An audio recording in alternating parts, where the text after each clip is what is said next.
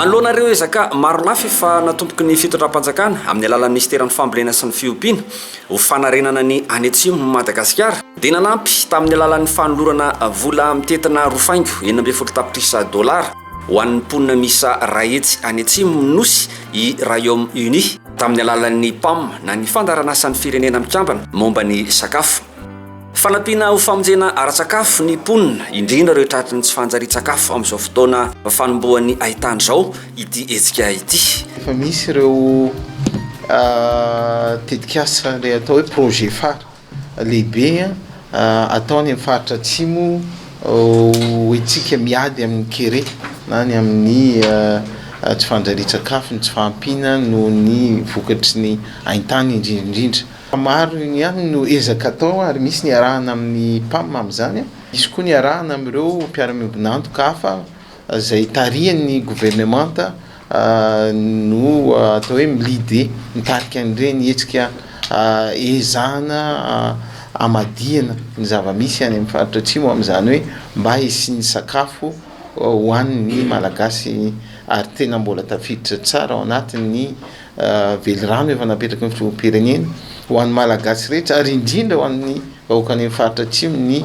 fahavitantena ara-tsakafo. Dia efa misy ny fampidirana ary fanapariahana an'izay voly mahataty kokoa ny toetany na ny toetrandro any.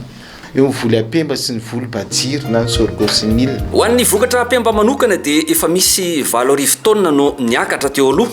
Torak'izany ihany koa ny bajiry noho ny fanapariahana ireo masomboly mahataty ny fiovaovan'ny toetrandro tany any atsimo ireo. Eo koa ireo fampiasana ireo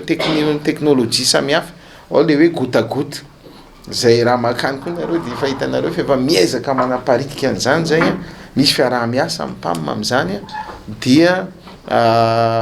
atambatra ny fampiasana énergie solaire na ny hery amin'ny masoandro zay no hitrandrahana ny rano zay misy any ambany tany satria misy ny rano ny eau souterraine fa ny fomba hitrandrahana azy ampiakarana azy dia hanapahariahana azy amin'ny alalan'ny goutte à goutte satria mety tsy maro be koa no azo amin'izay kanefa raha izay teknôlôjia izay ny efa manomboka ampiasaintsika any dia mahatondraka velaran-tany bebe aingana kokoa noho ny teknôlôjia mahazatra izay tsy afaka hitrandrahana rano be rano firy. Raha makao amin'ilay toerana atao hoe anarafaly nareo dia mahita izay toerana nametrahana ny filoham-pirenena no